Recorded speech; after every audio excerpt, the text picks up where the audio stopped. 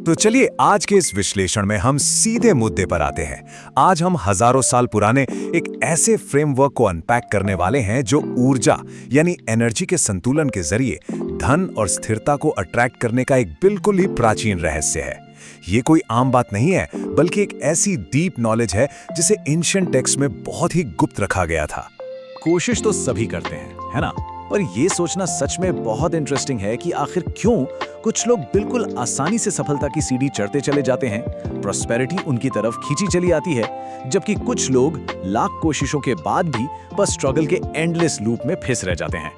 क्या इसके पीछे कोई ऐसी इनविजिबल साइंस है जो हम मिस कर रहे हैं? आज हम जिन मुख्य बिंदुओं को कवर करने वाले हैं वो हैं सफलता का प्राचीन रहस्य, शिव और शक्ति का विज्ञान, ऊर्जा के 3 मुख्य स्रोत, समृद्धि पाने की 5 डेली आदतें और आखिर में परम सत्य और संतुलन।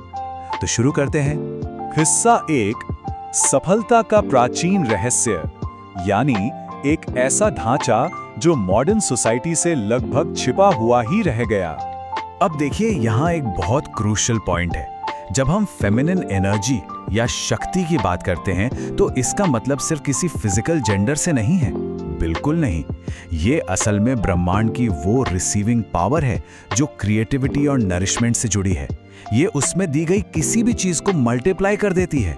जैसे धरती माँ को ही ले लीजिए, एक छोटा सा बीज बोने पर वो उसे मल्टीप्लाई करके एक पूरा विशाल पेड़ बना देती है। ये वही पावर है। और इसी बात को ऋग्वेद के देवी सूक्ता में क्या खूबसूरती से कहा गया है।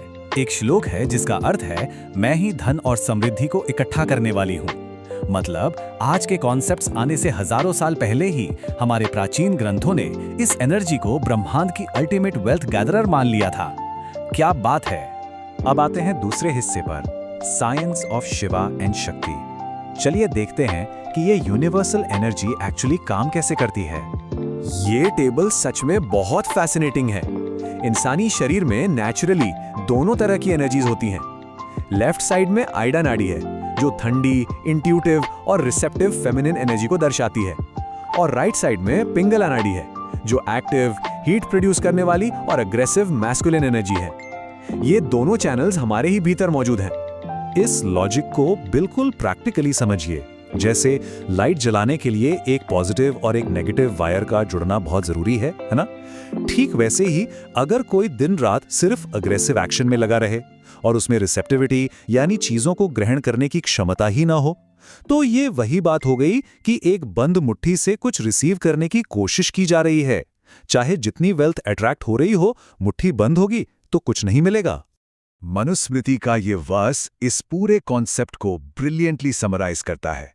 जहां इस रिसेप्टिव एनर्जी यानी स्त्रियों का सम्मान होता है, वहां देवत्व खिलता है। बेसिकली ये सम्मान ही वो कैटलिस्ट है, वो स्पार्क है जो किसी भी घर में डिविनिटी और प्रॉस्पेरिटी को सीधे इनवाइट करता है। तीसरा हिस्सा, 3 main sources of power. In principles को प्रैक्टिकली अप्लाई करने के लिए पहले ये जानना होगा कि डेली लाइफ में ये एनर्जी आती कहां से है। प्राचीन ग्रंथों के अनुसार किसी भी इंसान के जीवन में इस शक्तिशाली एनर्जी के 3 मुख्य एक्सटर्नल स्रोत होते हैं, और वो 3 स्रोत हैं। पहली, माँ, जो पोषण और फाउंडेशनल ब्लेसिंग्स का सबसे पहला स्रोत होती हैं। दूसरी, जीवन साथी, जिन्हें अर्धांगिनी भी कहा जाता है, जो गहरा फिजिकल, इमोशनल और स्पिरिचुअल बैलेंस लाती हैं। और तीसरी, समाज की महिलाएं, जैसे बहनें, बेटियां और कॉलीग्स।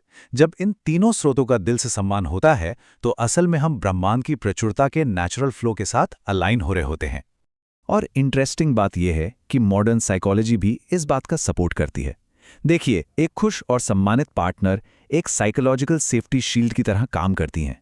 ये एक ऐसी इमोशनल स्टेबिलिटी देता है जिससे बड़े, बोल्ड और सक्सेसफुल करियर डिसीजंस लेना बहुत आसान हो जाता है।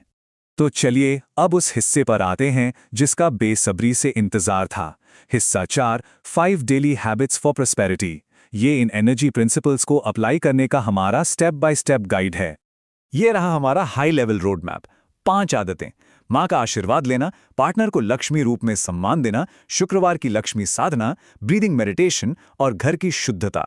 आइए इन 5 स्पेसिफिक हैबिट्स को एक एक करके डिकोड करते हैं। पहली आदत सच में बहुत प्रोफाउंड है, मटर्नल ब्लेसिंग।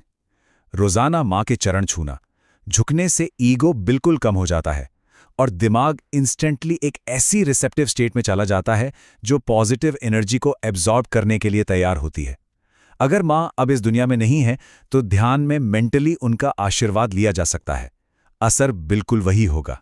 दूसरी आदत, अपने पार्टनर का सम्मान। अपने पार्टनर को वेल्थ यानी लक्ष्मी के सिंबल के रूप में मेंटली देखने से एक बहुत ही डीप साइकोलॉजिकल प्रोग्रामिंग होती है। इस नज़र से देखने पर इंसान का बर्ताव सबकॉन्शियस लेवल पर ज़्यादा रिस्पेक्टफुल और अटेंटिव हो जाता है और उन्हें क्वालिटी टाइम देना उन इमोशनल स्केल्स को परफेक्टली बैलेंस कर देता है। तीसरी आदत इस एनर्जी को थोड़ा बाहर की दुनिया में ले जाती है। शुक्रवार यानी फ्राइडे को सिर्फ पूजा पाठ तक सीमित नहीं रखना है, बल्कि अपनी कम्युनिटी में ज़रूरतमंद महिलाओं की इफ़ेक्टिवली मदद करना, उन्हें दान देना और रिस्पेक्ट करना है। ये बिल्कुल वैसा ही है जैसे अबंडेंस की यूनिवर्सल एनर्जी की सीधी सेवा करना। चौथी आदत उन लोगों के लिए भी उतनी ही ज़रूरी है जो अनमैरिड हैं। ये है लेफ्ट नॉस्ट्रल ब्रीदिंग। रोज़ाना 10 मिनट ध्यान लगाना है और सिर्फ बाईं नाक यानी लेफ्ट नॉस्ट्रल से सांस लेनी है। ये अंदरूनी आइडा नदी को एक्टिवेट करता है।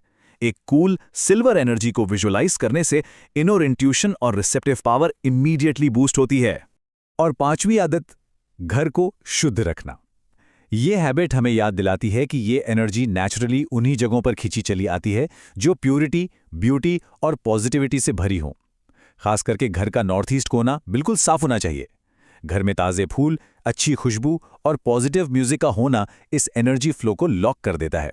इन आदतों के साथ साथ रोजाना 108 बार महालक्ष्मी बीज मंत्र जपने की भी सलाह दी जाती है। लेकिन यहाँ एक बहुत बड़ी वार्निंग है। बिना असल सम्मान के मंत्रों का कोई रिजल्ट नहीं मिलता। अगर किसी के डेली बिहेवियर में वो रिस्पेक्ट दिखाई नहीं देती तो ये पावरफुल मंत्र भी बेअसर साबित होते हैं। एक्शन और वर्ड्स मैच होने जरूरी हैं। ये सब हमें हमारे पांचवें और आखिरी हिस्से तक ले आता है, अल्टीमेट ट्रूथ एंड बैलेंस। आइए इस इंटरनल हार्मनी को समझते हैं। हम सबने अर्धनारीश्वरा के एंशिएंट कॉन्सेप्ट के बारे में जरूर सुना होगा। एक ऐसा रूप जो आधा शिव और आधा पार्वती है। ये इस बात का प्रतीक है कि जो ट्रू लिमिटलेस पावर है ना, वो किसी एक एनर्जी के दूसरे पर डोमिनेट करने से नहीं आती। वो तब आती है जब एक पूरा इंसान अपने अंदर के लॉजिक और इंट्यूशन और अपने एक्शन और रेसिप्टिविटी को परफेक्टली हार्मोनाइज कर लेता है। इस चर्चा को खत्म करते हुए एक बहुत ही थॉट प्रोवोकिंग सवाल छोड़कर जाते हैं। जरा सोचिए, जिस दिन किसी इंसान के डेली एक्शंस और आदतें ब्रह्मांड के इस सबसे पुराने एनर्जी बैलेंस के साथ बिल्कुल परफेक्टली अलाइन हो जाएंगे, तो उसकी जिंदगी में कितने कमाल के और ड्रास्टिक बदलाव आएंगे। उस लिमिटलेस पोटेंशियल को अनलॉक करने के बारे में जरूर सोचिए। आज के लिए बस इतना ही।